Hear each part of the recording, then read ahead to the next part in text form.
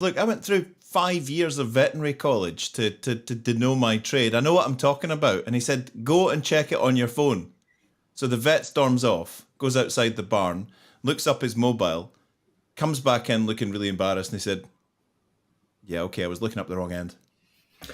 I'm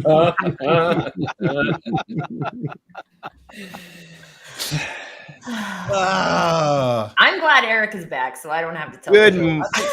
Good morning. Good morning. Good morning. Good afternoon. Yes, wherever you are in the world, right? Tracy, I actually thought your joke was really good. Oh, thanks, Tim. Yeah, much better than mine. So first of all, I must thank all the people that supported the digital download while I was on holiday. Thank you for that. And welcome everybody. Today we're going to talk about leadership and a leadership advice that we've got. One of the things that we did when we set up the digital download was what we want to do is actually share our expertise. Certainly one of the things, the feedback that we get amongst ourselves internally once we finish is, wow, I learned a lot from everybody else. And what we're hoping is that the audience learns something as well. When you tune in, you take time, you invest some of your time, that you're going to learn something and you're going to take something away and actually maybe be well, we can't promise you're going to be a better person, but we like to think that you possibly could be. And thank you, Andrew, for dropping by. Before we get into things, we are actually trying. There is going to be an experiment, I think. I'm not sure, but somehow or other, I might be having to pull levers and do things at the same time as talking, which is one of the things I have to. Eric, you know that from running the burrito, that you have to talk and lots of things to do, but you make it look seamless. And it's actually the you know what it's like once you get hold of the platform, it's actually really easy to use. Yeah. So one of the things that we wanted to do, and we'd love the audience to share their examples as well. What I wanted to do was to get people to talk about any leadership advice that they've been given over their careers. Now, it could be good advice, it could be bad advice. It could be advice that you were given and you actually disagreed with it. But what I'm really keen to interested to understand from people is, what advice have you been given, and do you agree with it or do you not agree with it? And I'm going to search and see whether there's any levers that I need to be pulling. First of all, let's do a quick round of introductions, just quick. Eric, do you want to go first? Hi, I'm Eric from Crux. We're here in Aberdeen, Scotland. Well, I am. Adam. Hi, I'm Adam Gray. I'm Tim's business partner, co-founder of DLA Ignite, and I'm in rural Suffolk in England. Tracy.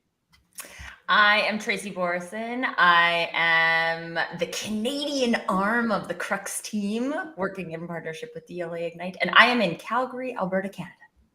Fantastic. Linwood. I am Linwood Ross, founder and CEO of Accelerate, and we are just outside New York City. That's his way of not saying New Jersey. I'll say you're looking at the wrong end, Eric. and Rob, last but not least. I am Rob Durant, founder of Flywheel Results, a proud DLA partner, and I am just outside of Boston, which is my way of saying I'm not in New York. Is that Boston, Massachusetts, or Boston, Lincolnshire? Boston, Massachusetts. Right. So who wants to go first in terms of sharing some of the advice that they've been given in the past?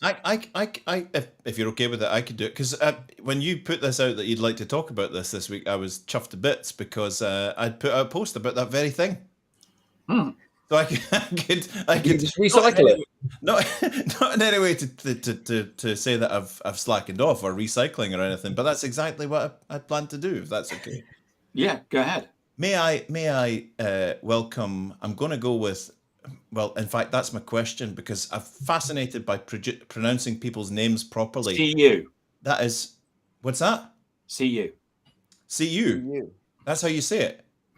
Oh, that's phenomenal. Fantastic. That is excellent. Good stuff.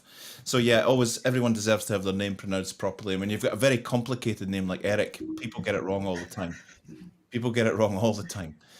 So Tim put this to us, good and bad advice that you've had in your career. So I've got 3 of each, and I'm going to do them quickly so you don't have to panic about time. I think I like the whole idea of the fact that I'm seeing my son go off at the weekend. He's off to university. We're taking him down to Glasgow. We're empty nesters. He's away to another city. He's starting. Brilliant. He's starting a new life, and I know that he's going to be around university lecturers and potential employers, and he's going to be soaking up information, just like I was, just like we all were back in the day. You start your first job or your early jobs, and you're picking up on tones, you're picking up on body language, you're picking up on visual signals and the advice that people give you. And I was given some advice at the time when I was young, and I remember thinking, well, this person's a CEO or an MD or something like that. They must know what they're talking about. But you form opinions about what was helpful and what wasn't at the time. So I chose 3 thumpers that were really, really bad, really, really bad. And these are my 3 muds, and I've got 3 golds. My 3 muds were when I was a young health and safety professional in oil and gas. I used to work in offshore drilling, and a regional director pulled me to one side and said, "Can I speak to you in my office? You've just been promoted into health and safety. You're now an HSE supervisor," or whatever it was. "I've got some advice for you." And I said, "Okay." He said, "I always find when I'm speaking to people about health and safety in the industrial sectors, you need to be cringing with embarrassment in the stuff that you're saying in order to just about get it right. People lap that up. Add as much cheese into what you're saying. They seem to lap it up. If you walk away embarrassed by what you just said about health and safety, you've probably just about nailed it." Good advice. I think we can all agree, Eric. Yeah. So that left me dizzy and left me thinking, embarrassed, cheesy, cringing. Another one was a CEO once said, in fact, I'm not going to say anything, I'm just going to leave it there. A CEO once said to a group of us, "Our job is to pump this thing for as much cash as we can get. Forget all this culture nonsense. It's about driving out that gate in a few years' time with a suitcase full of cash and not looking back." I switched off at that point. At least you know what he's all about. Yeah. Or she. Could be Yeah. she.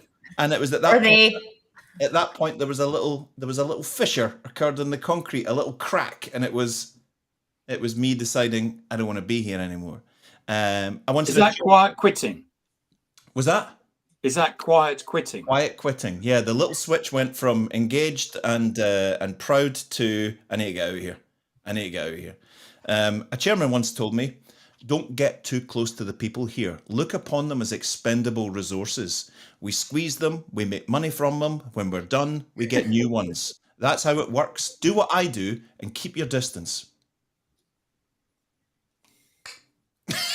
You need like a sad face reaction. Sad face emoji.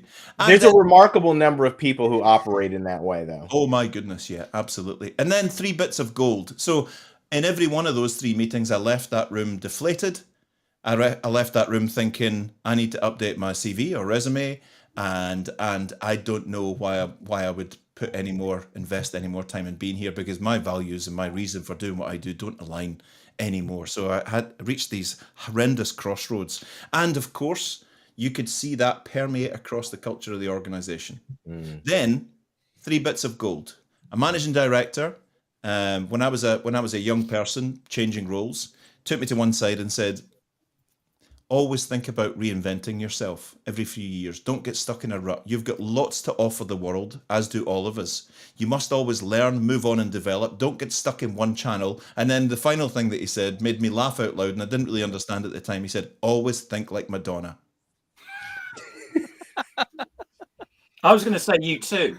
Always think like Madonna. And that just, do you know what? The Madonna principle has stayed with me through my life, and I have gone on and reinvented myself and stuff like that. But have you ever worn like a pointy coned brassiere. That's the. I can We don't want to That's the know. next This is a morning reinvention. show in some parts. I'd like to exercise my Fifth Amendment on that. I can neither They confirm have or that in deny. Scotland. I had I'm quite happy to talk about this one. When I used to work for a drilling company called Diamond Offshore Drilling.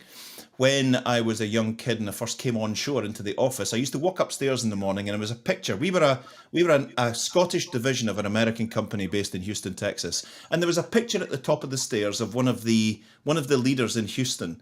And it was so enigmatic. They were really good at the way they advertised themselves. It was a picture of a guy like this with his shoulder like this, and there was the American flag. That was what we all wore our regional flags.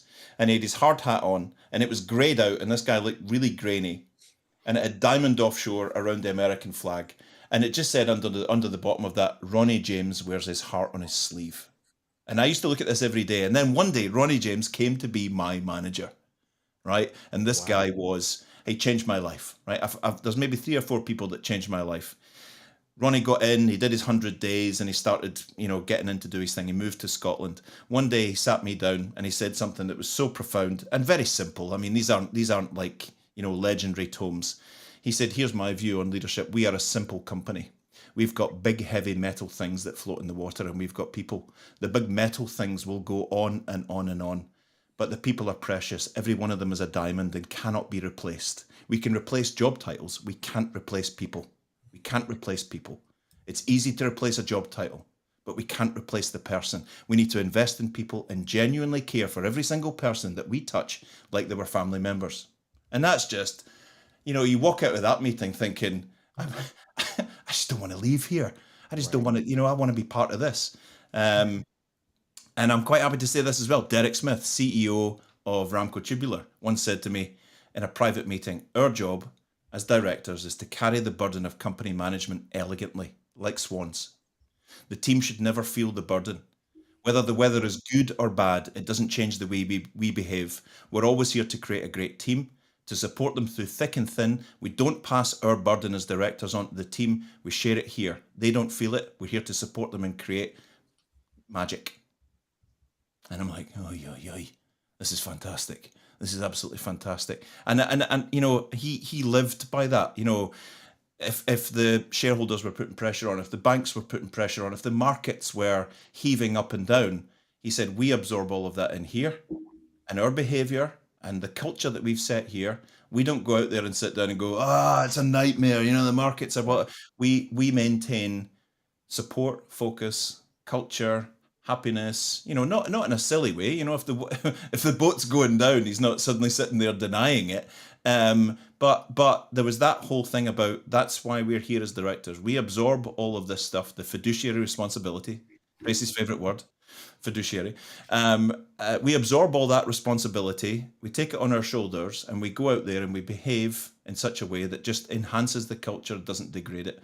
So that's my 3 examples of mental switches and walking out of meetings feeling deflated and depressed, and actually seeing that across the organization, and 3 examples where those meetings, it was just private meetings, one-to-one, but actually the cultural differences. So that my post was about the fascination between how a team can be a high-performing team and a great culture, and all you have to do is put one leadership change in. We see it in sport every week. The team are top of the league. The management, the coach changes, bottom of the league. What happened there? It's the same players in the same sport doing the same thing every Saturday, and how that one little dye in the water can either enhance or degrade the entire performance of the group. Fascinating. Or if you take Manchester United, you have a team and they change the manager and they're still at the bottom of the league. I'm not going there. I'm not going there. I think what's interesting, though, is that, like you said there, you've got this team that are at the top of the league, not Manchester United. They're at the top of the league. You put in a new coach and they're at the bottom of the league. And the new coach, then leaves and goes somewhere else and takes a team from the bottom of the league to the top of the league. And I think that that's the interesting thing, because when Tim set this challenge, I kind of racked my brains for finding good examples of both good and bad advice that I'd received. And what I think is that I've seen so much contradictory stuff in my however many years in business. So there was nothing that I could either say, right, I strongly agree with that, or I strongly disagree with that. But an observation that I would make is that there are leaders that have created phenomenal businesses. So people like Jack Welch, he's recognized as a global guru who took General Electric to being the most profitable and biggest and best company in the world by behaving like a turd, basically. We're going to waltz in, we're going to sack the worst 15% of the people in the company every single year in order that we build a culture of success within the organization. And he built a massively successful organization by doing that. I was talking to a client of ours the other day, or a division of a client of ours, which is an acquisition into this company. And basically it runs almost like a communist concern. So everybody gets their salary. The profit that the organization makes is divided into two. Half of it, everybody gets a share of that, irrespective of their position within the company. And the other half is rewarded based on your individual performance. So if you're a high performer, you get a bigger bonus. If you're a low performer, you don't get any bonus at all, but you do get your share of the profits because you may not have a measurable benefit within the organization, but you're part of the team that makes it successful. And those are two extremes of highly profitable companies. You think about Andrew Carnegie in the 1920s, the richest man in the world. Napoleon Hill wrote his famous treatise on success, Think and Grow Rich, based on the research that he did on Andrew Carnegie and his friends. And Andrew Carnegie said, I know nothing about the mining, the production, the distribution, and the marketing of steel, but the people that I employ know everything about the mining, the manufacture, the distribution, and the marketing of steel. And my job is just to be a lubricant so these people can perform at their very best. Richard Branson, an example of somebody that is a famous, controlling manipulator of people. When Virgin was a very young company and in the early days, they had a cash flow crisis and they couldn't pay any of their store managers. So they held a crisis meeting and there was basically going to be a revolt and everybody was going to walk out. And he said to them, you can't do this. This is not my company. This is our company. This is your company. You're the face of it that the people see. You can't go. We're on the verge of something great here. He was in tears in front of everybody that worked within Virgin. And then they all said, okay, well, we'll stay then. And then he went back into his chauffeur-driven car and went back to his £20 million house in Holland Park. And they went back to their bedsit where they couldn't, they were eating baked beans, living, getting it from the charity shops because they had no money. And another example of a hugely profitable company and successful company now that's done that through a very different methodology. So I guess the challenge that I have is that I don't believe that there's a one size fits all. I don't believe that there's a good bit of advice. And your comment, Eric, you're a nice guy.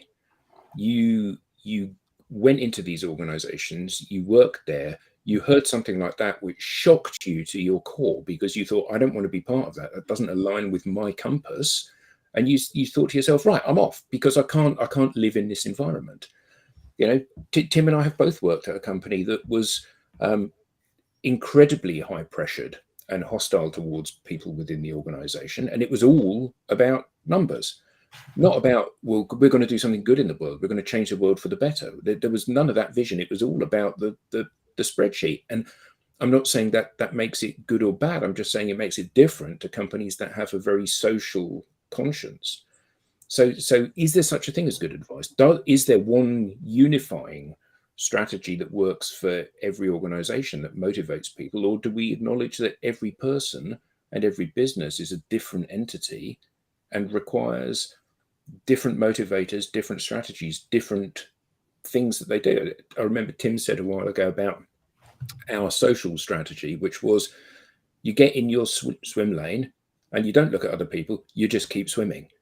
And actually for all of us, whether or not you're motivated by this thing or that thing, actually, you've got to go your own way, haven't you? So that's my bit. Perhaps there are no rules. Perhaps being different is the key thing. Perhaps recognizing that you're the unique thing and your business is the unique thing. whether you're part of a huge enterprise or a tiny business. And actually, that's where the gold is. Well, I think, like, based on Eric's share, what I heard in that is that there's alignment, right? Like, there's something he heard that was like, heck no. And there was something he heard that he was like, yes. And I think it's important, like you said, Adam, to realize those things about yourself. What are you saying yes to? What are you saying no to? And find the people, the businesses that align with that. And it's very similar to like showing up on social in your swim lane, right? It's not about, like, if I showed up and started talking about, I don't even know, I'm trying to think of something I don't know anything about, but I don't know anything about it. So it just makes sense. But if I showed up and started talking about fantasy football, right? Like, I don't know anything about that. So I could start building relationships with people who like that. Although my husband is a big fan and we have a good relationship, but it's like, that doesn't make sense, right? That's me not being in my swim lane. And so I think that that's interesting because we think good advice, good. I don't think there is one good advice. We resonate with specific advice. We don't resonate with other advice. That means it's good advice for us or it's not good advice for us. Yeah. And I think that often you will hear, we're customer focused. Customer is king. Customer is everything to us, and making customers happy. And a good example of that in the UK, there's a company called Timpson, and they're basically a shoe repairer and a key cutter, and they've got little concessions. Sorry, Cobblers.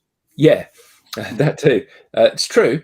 They've got little concessions within large supermarkets or stalls at stations. But each of the managers of those has the power to do anything to make the customer happy. So if the customer comes in and says, I'm not really happy, fine, then don't pay, or let me do that again for you, or whatever it is. So they really live by that customer is king. And they're growing. So if you're unemployed and you have a job interview, you can get your shoes repaired for free. Or that if they do dry cleaning, you can have a suit dry clean for free. Unless you go to the Timpsons in Asda and Portlethen, where that guy clearly hasn't read the handbook. Right. But my point is that they're a business that is being successful by absolutely putting the customer on a pedestal and making the customer's happiness the right thing to do. But equally, we get loads of instances where you are just a number as a customer. And it's not about making you happy. It's about making you profitable, and you're a resource to be harvested. And businesses become very big and successful by walking either of those paths. So either one is good advice if you adopt it, potentially. Look at Mark Cowison's comment. Ouch. 20 years ago, I got 2 job offers on the same day. I chose one over the other because I had an issue with perceived company culture. 2 months later, they bought us over. Ouch. Ouch. Does that mean business trumps culture? In this instance, yes. Hey, the fact is, if you're only interested in growing EBITDA and pumping up revenue and acquiring businesses, I don't think there's anything wrong with that. And you will find people that will want to work with you. Always. That's it. You'll always find people that will want to work with you and jump on that. And we've all been lost in that at some point in our lives, or maybe there are some people that are still into that. That's absolutely fine. But the fact is, not only is there a one size fits all, but I don't think there's a piece of advice that is going to last for your entire life, because you evolve and change, and you change your perceptions, and I think everyone. I was accused at one point of having a very hard line on something in my career, and then I completely did a 180 on it.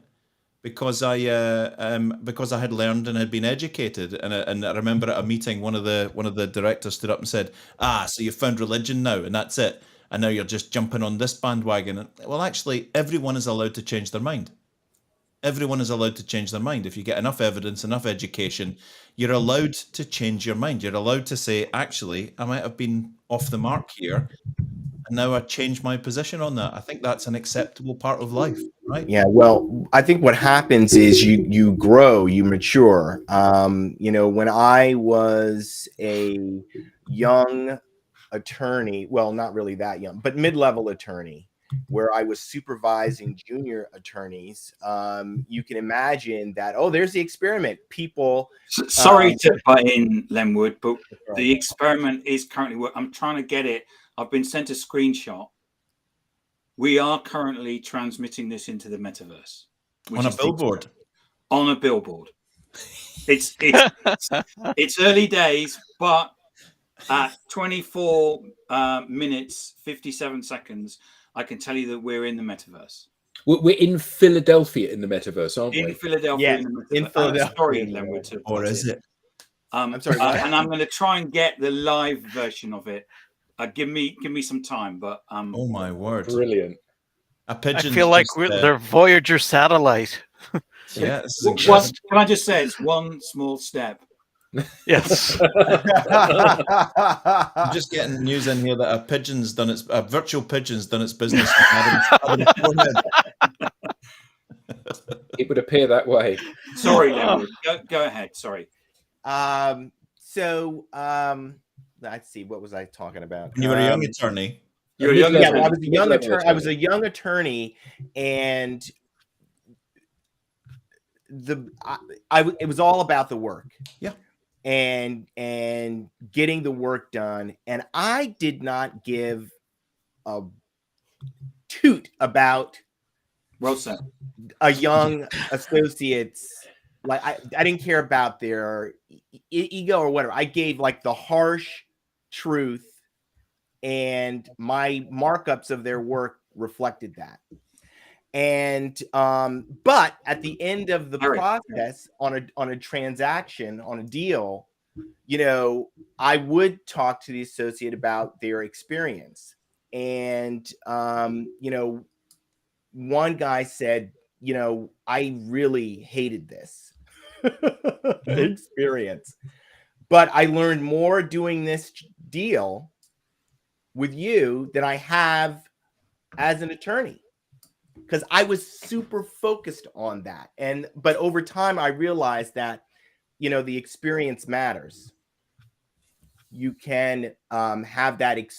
You can have that person grow and care about their experience and how they're experiencing that growth, and have actually a better outcome than like not caring at all.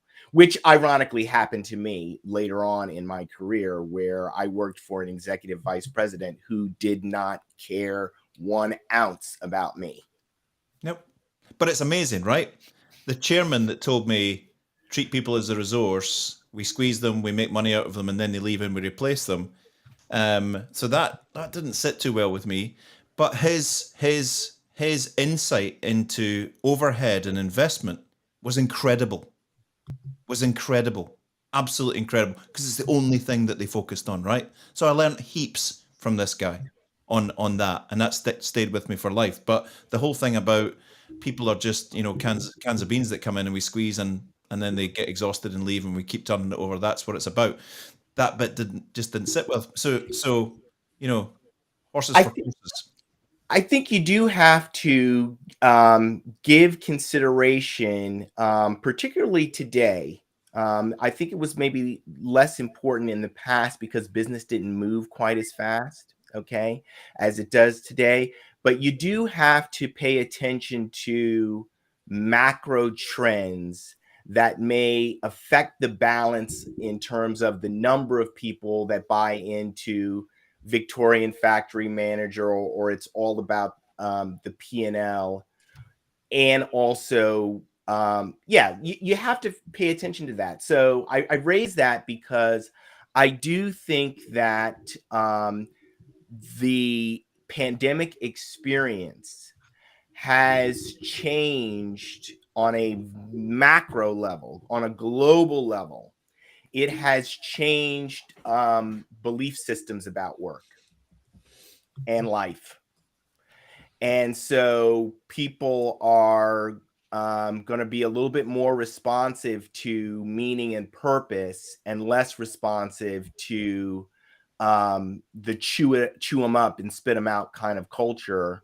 And I think a great example of a firm that is really experiencing negative consequences because of that change is Goldman Sachs. Goldman Sachs has a culture that is, grind them up, spit them out, make as much money as you possibly can. They're well known for being highest paid investment bankers, and their approach to work from home reflected that. Not only does everyone who is, works for Goldman Sachs need to come into the office, but if you're a vendor, if you're a law firm and you work with Goldman Sachs, your people need to be in the office. I mean, they're right. Okay. They had a whole trading desk basically walk up and leave recently. Like 100 and some people, like a business walk out the door because they said the culture is just horrible. There is just a mood, Gen Z in particular. I think it's caused by the pandemic. I really do. People are looking at things a little differently. I'm going to push back a little bit on that, though. I don't think that's Gen Z. I think I'm not saying it is Gen Z. Hold on before you push. I'm saying globally, there has been this thing that has happened as a result of the pandemic, but it is particularly pronounced in Gen Z, not just on issues of work, on issues of climate, on issues of social responsibility and justice and fairness. There's a shift. I mean, so go ahead and push back. But so all I wanted to say was there's always been a culture of money at all ends cannot be right. There have always been people saying that, and that's across every generation. And now more people are saying that. So I will grant you that, yeah, it's probably we know it was stemmed by the pandemic, the shift in everyone just taking a hard look in the mirror. Is this all there is? But Gen Z, I think, is in a position to really say it without fear. They haven't established a career yet, so there's nothing to burn. Whereas some that are more established have been going along to get along, and now they're hearing, I kind of think that's right. It's not just about work at all ends. So I guess that's all my pushback is. Let's not say that this is a Gen Z thing. No, this is it's an very everyone interesting thing. when you look at the sort of, I know it's a vast generalization, but generic trends from generations. I grew up in a world where my mother and father primed into me, when you get a job, you're respectful, you do what they ask you to do, you just do it. That's it. I'm honored to be able to offer you my service for life. That's Right. it. That's it. And now there's this whole, I even hear it in my own son, I hear it in my own daughter, I hear it in 25-year-olds. It's like, what are you going to do to make it worthwhile me staying here? Yeah. That complete. And now I heard the other day, it's I'm probably last to the race on this one. Do you know what people that were born from 2010 to now are called? The new term, Generation Alpha. Yeah, Nicholas is Alpha. Nicholas is Alpha, Generation Alpha, right? It's the first time there's been a generation, I think it's since baby boomers, that actually has a word in it. We've had millennials, I guess, but yeah, what are Generation Alpha going to be like when they're in the workplace in 10, 15 years time? But yeah, it'll be fascinating. So seeing as you're an old man, Eric, like Thank you, and you were forged in that kind of you be turn up at thankful. work. Victorian era. Well, he's really old. Please, sir, buy some more. You turn up at work, and your boss says, "Right, it's time for you to do this," and you just tug your forelock and then get on with it. And that's just the way things are. And part of me thinks that the Gen Zs are a real breath of fresh air. Forcing companies to have purpose, to give them purpose, to make the workplace more fun. Part of me thinks they're entitled babies. because, you know, I didn't benefit from any of that rubbish. I had to clean the toilet if someone was coming into the office. Yep. So is there that kind of shift? Are we shackled to our upbringing and our past? And does that taint our view of this? I want to talk about this because I feel like I'm very passionate about this, because recently, so my sister, who is a millennial, she's in school right now with a bunch of Gen Zers, and they just had a class project where they had to do a verbal presentation, and she was the only one who did it. Everyone else just said no. They weren't going to do it. And I'm shocked by this. And I also recently went to my high school basketball coach's celebration of life, and I was talking to some of the other coaching staff, and they were saying how they can't coach kids the same way they coached us. And I was like, I feel like there's got to be a balance here, right? Because there was some level of us being a championship team because we ran stairs and we ran the fast break drill and we did what we were told by our coaches because it contributed to something. We didn't mindlessly do. Oh, speak of generation. Hello. Here he is. Hey, Good morning. the internet so I is think- a real live Gen Alpha. So Tracy, he can't hear us, can we? So do we need to sort of like move or something? And You can if you want to. You say good morning. Morning. Good morning. How old is he? He's 4. Oh, Tell him wonder not if to my swear. daughter is Generation Alpha too. I have a 5-year-old. Yeah, yes. So they are Generation Alpha. And, Wow. and see, this is the thing. I think it's interesting because technically I'm a millennial, which I have troubles identifying with.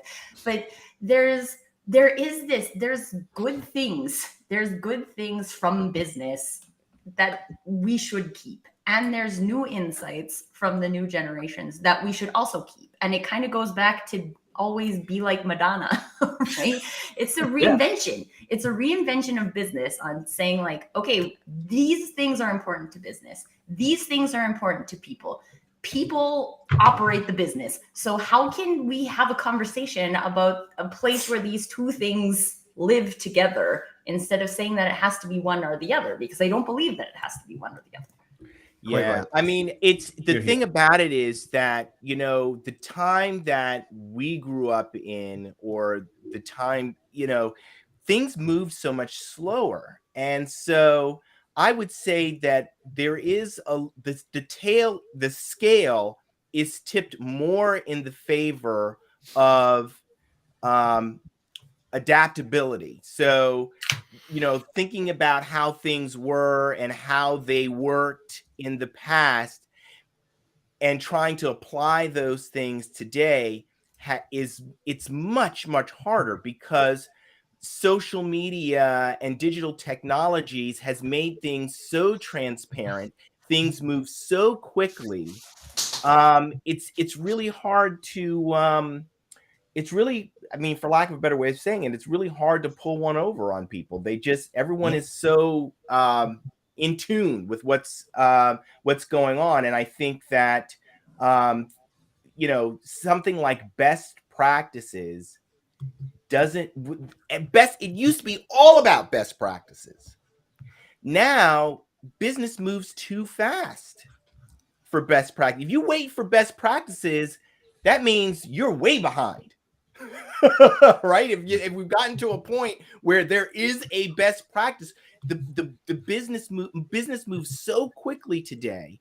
To differentiate, you have to constantly be thinking and acting and behaving differently, and have a marketing, sales, and innovation cycle that includes people listening to what and having conversations in the market and adapting and your whole organization like that. So things operate in a much less linear way and much more everything all at once. Just wanted to make sure you saw that Nicholas was giving you snaps. Very good. But I think this is really interesting because, like, a lot of us operate in the world of marketing, right? And this has kind of always been a thing in marketing, right? There's always a new platform, there's always a new channel, there's always a new something. And so there's In marketing itself, I'm like, I tried this, didn't work, and now I'm going to try something else. It's constant reinvention.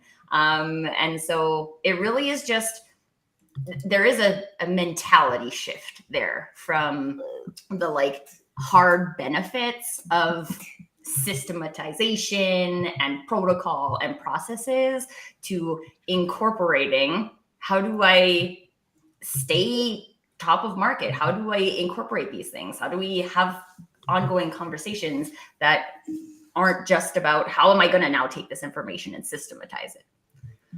Can I just butt in a moment? What are you doing to me? Sure. Technically, I think I need to share my whole screen.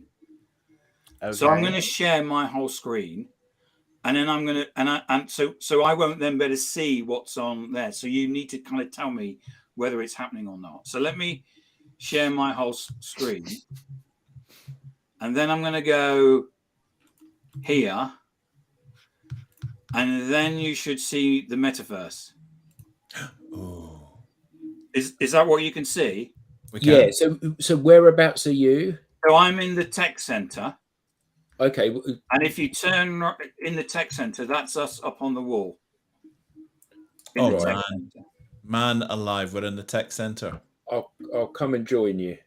So this is me walking around in the metaverse. And that's us up on the wall there presenting. Oh, there you are there, look.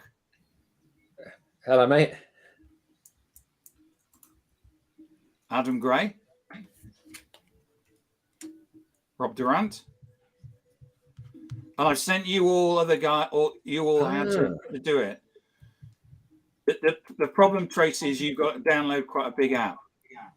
So I've downloaded it, and it's asking me to join the event. It won't let me join the event. It's asking for a code to join the event. I'd love to join you. Have you got that? Have you got the link? I've got everything. I've signed up. I've got the link, but when I join the link, it says join the event, and it just grays out. It won't let me. It won't let me join. So who's that over there? Is that Adam over there? That's Adam. Now we all know that Adam wants a big shock of blonde hair. I was looking for a bald avatar, and there isn't one. Yeah, you have to have hair in the metaverse. It's very discriminatory. Yeah. Oh, I think it's great, Leonard. I wish it was like that in the real world. It says input an event code to join this one. Do you have an event code you can share? Copy that link, maybe. Let me go back to that was it. Live stream test. Have you guys been able to get the name of it, Eric? Try that. In there. I don't know if it is. That just seems to be an email address that goes to a join up now, and I've done that. But that was try live stream test. That might be the try live stream test.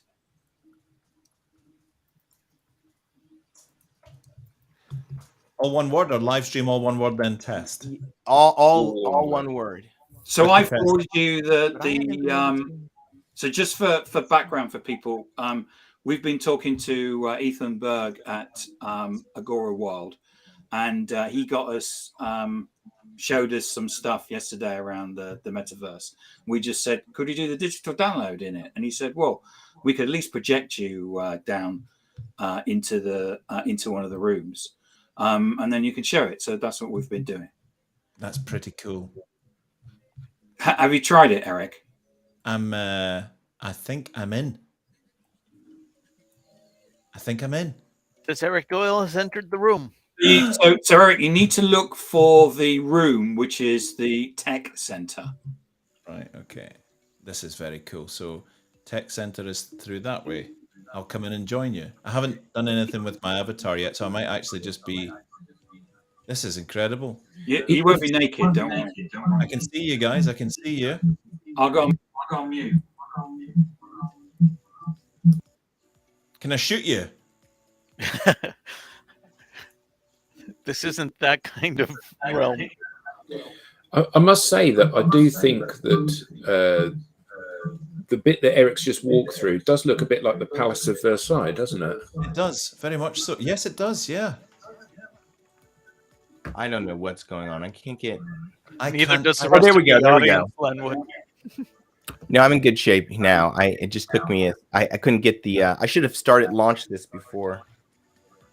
This is quite incredible. This is probably, Yay! I'm This on is my the way. this is the last thing I needed in my life. Oops. You might want to mute yourselves on in either one of the applications Okay. because you'll be heard in the. Yeah, we can hear you. I'm Yeah. muted. I got to figure out my download space. So just so you're not waiting for me. I'm not coming. Tech Center. I'm not coming virtually. So the environment is a recreation of. Correct me if I'm wrong, Lenwood. Is it Philadelphia where Rocky climbed up on the thing and went? Ah, right. Well, Yeah. it is Yeah. in Philadelphia. So it's a recreation of Philadelphia because the people went to Agora World and said, we want to do a conference in Philadelphia, but we can't because of COVID. Can you build us something? So they built and said, yeah, we'll actually build you a complete replica of Philadelphia. I hope I've got that right. How come Lenwood gets a funky backpack and a beard and a ponytail? I don't did know that how it's got a yesterday. backpack. Oh, you did that, of course. Yeah, Because he's really cool, Eric, and we're not. Yes. Yeah, indeed. So Indeed. yeah, so I gave myself a backpack and a ponytail.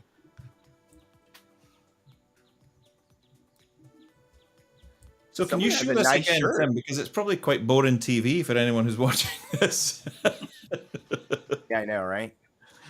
But it is sort of fun, as you're like trying to figure it out. But if that building there, oh, you can't see what I'm looking at. But anyway, that's City Hall, and it's obviously not to scale because I can see the art museum.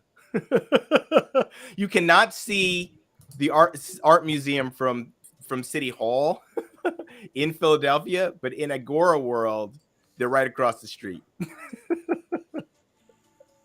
Oh man, this is pretty cool. Hey guys, I found a bar. There's Yeah, it's another downstairs, bar isn't there it? and, All right. Can I start something else about leadership? yeah, go on, Tracy. Okay, so I think that these two will be very much, well, I would say one of them is one of the like alignment examples. So like my mud example is very much based on alignment. But I was really early on in my career working on a big marketing team, and I had probably like 2 hours of work that I actually did a day. So then I would sit there and play Minesweeper for like 6 hours, right? I got really good at Minesweeper. But I had like not even my direct boss, but like the creative director. He came and talked to me one day and he was like, this other coworker that you have who's coming in on Saturdays and it's making a really good impression on the leadership team. And I was like, my immediate thought was, how come he can't get his job done in like 8 hours a day during the week? And then my second question was, why aren't the leaders asking him why he can't get his job done in 8 hours a day? Like, I have 6 hours a day that I could do work. And so it was just really interesting because what I learned in that moment, and I was like 23 at the time, was that like, I have no interest in coming in on a Saturday just because like, I don't have enough work to do during the week. I'm coming in here. Why would I come in on a Saturday? Just because it looks good. Right. Like that was very confusing. Mostly it was confusing to me. Like I could see why like my coworker was coming in on Saturday if that's what looks good to the leadership. But then I was like, why does that look good? Like that is just, there's all these company resources being wasted and we're celebrating that. Like that seems weird to me. So that was one that I always was just like, this is a good indicator you're not aligned with the leadership of your organization. But one that really stuck with me, and again, my background is marketing. And so in marketing, there's a lot of urgency, right? But it's really not real urgency. And I had a boss once who told me It's really not real urgency. well, Love it's that. not like someone's bleeding, treat them. Yeah. Right? Yeah. Like I worked at the time in a direct mail company. And so people would be like so paranoid that their postcards got mailed on a Tuesday instead of a Monday. And you're like, this isn't going to have any kind of impact on your business whatsoever. But my boss at the time, he used to always say this, actually, we're not saving babies. And I carried that advice, which is also, it was always funny to me because my mom was a neonatal nurse and her job was to save babies.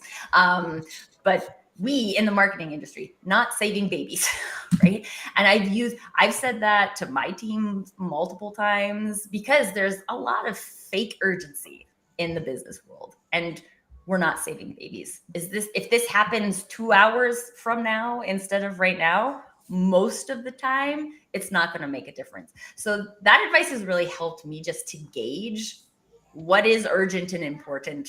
What is important but not urgent? What are the things that we treat as urgent that are really not important?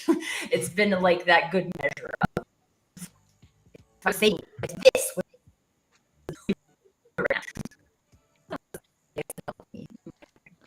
Hang on, Tim. I'm just coming.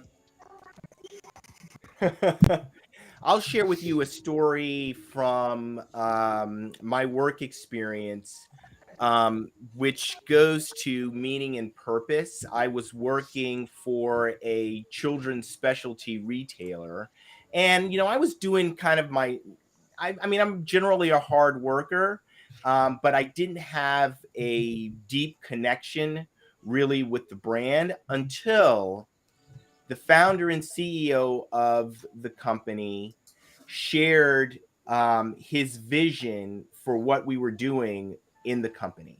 And this is what he said. Now, by way of background, I grew up in a family of modest means, and I did not have a lot of things. I often did not have the same kinds of things that other kids my age had. Okay. The Nike shoes, those kinds of things. I didn't have those things. So when the founder and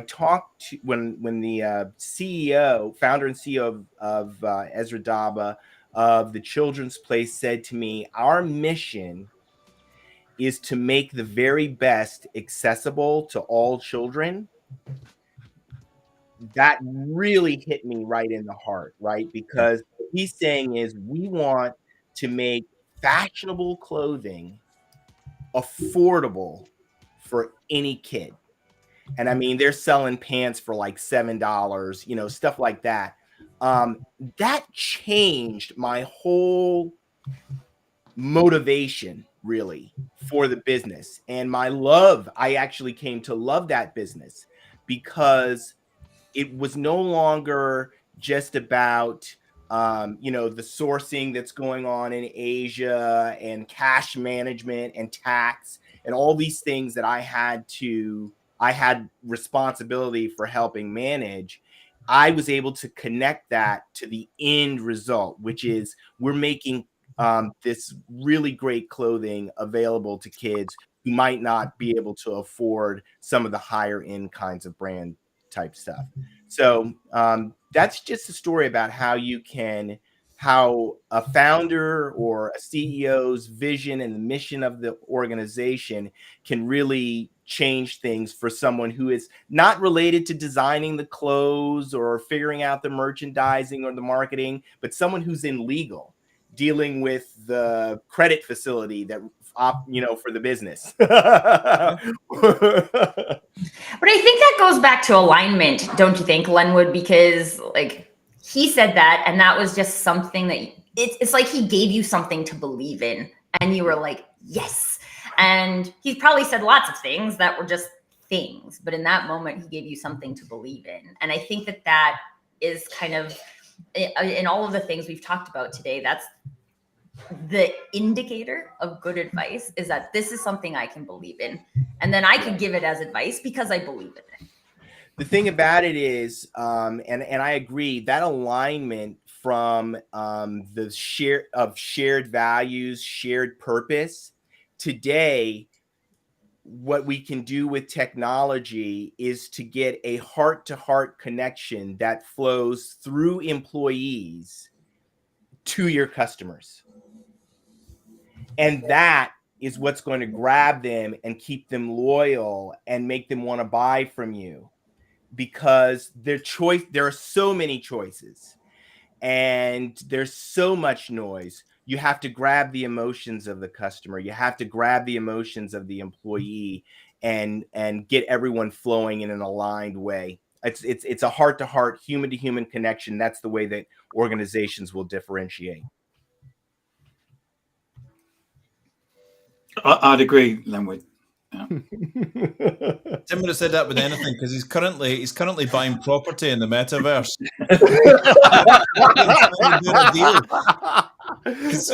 Hold on, is that property you're buying, Tim? Tim, don't do it. DLA's just got a new metaverse. They got office. a new Metaverse office.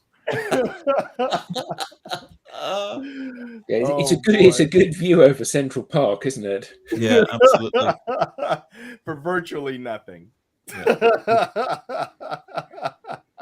Can you give us one last view as we're approaching the end of the show? Are you able to show us where you are, what we're doing? I'm sad I can't join you. Well, I probably could join you guys in there, but I'm worried with like the size of the download that it's gonna break up my stream here. No, so don't bother. I'm gonna do it after, and then the next time I'll be there. Oh, you guys left me. I was busy talking, and you guys were busy leaving. There you are. I see you outside. Here I come. I went for a jaunty. Let me find Tim. Let me get right in front of him. Where did you go, Tim? Okay, can I just tell you guys a quick story? Because like Eric just used the word jaunty. Yeah, please. This is like kind of so when I was pregnant with Nicholas, we went to Ireland. And we had the trip planned before we knew I was pregnant. But anyway, so we were there and then we had all these like funny conversations about what we should name the baby. And we were at this castle somewhere and there were these little jaunties. Just like, and that's what my father-in-law decided that Nicholas should be called, Jaunty. Didn't pan out. Now, would it be like John T or actually just Jaunty? No, like Jaunty. Jaunty like Boars. Jaunty Maxwell Boars. I love it. I love it. I love it. I love it. Well, so if anyone's still with us, watching us running about, I know. We're in the metaverse. You're seeing it. Okay, can I just ask, is there a reason why people don't have legs in the metaverse? Yeah. Legs cost extra. Legs are Legs cost encumber extra. you. That's the pro version. Do you so I'm guessing this is just a little private test area. We can't run into other people. No. If we invited them in, they could come. Right. Yeah, because okay. John says he's selling coffee in the other corner. Yeah. So now that we're signed up to this place, we can send people links to go in and have meetings and chat and talk in the metaverse. This is potentially dangerous. I need to not have this in my life. Delete files. Can't keep up with Tim. Was that the tea trolley there, Tim? Yeah. More tea, more coffee, anyone? Yes, and a slice of cake with that. Yeah. Oh, you're on mute, Tim. You're on mute, mate. So I read an article the other day that advertising in the metaverse is going to become a huge thing, right? And also, we're going to get to the point where we can have our avatars working when we're asleep, going out and meeting people, and there'll be a little download of who they met. And when you go up to the avatar, it's going to say, "Hi, I'm such and such. I do this, I do that. Would you like to chat? This is what I'm interested in. This is what I do for a living." And your avatar can make connections whilst you're asleep. Nice. That's so I guess that would be running with artificial intelligence. I guess. Or what's more likely these days, I think, artificial stupidity. That's spam in 3D. Yeah. Yes. 3D spam. It's the last place we need spam. I just hope that my avatar is disciplined enough not to wake up and find that he's been arrested because he freaked out in some strip club and trashed the joint. Yeah, who knows what your avatar is doing while you're asleep? Yeah, exactly. Has anybody ever watched Black Mirror?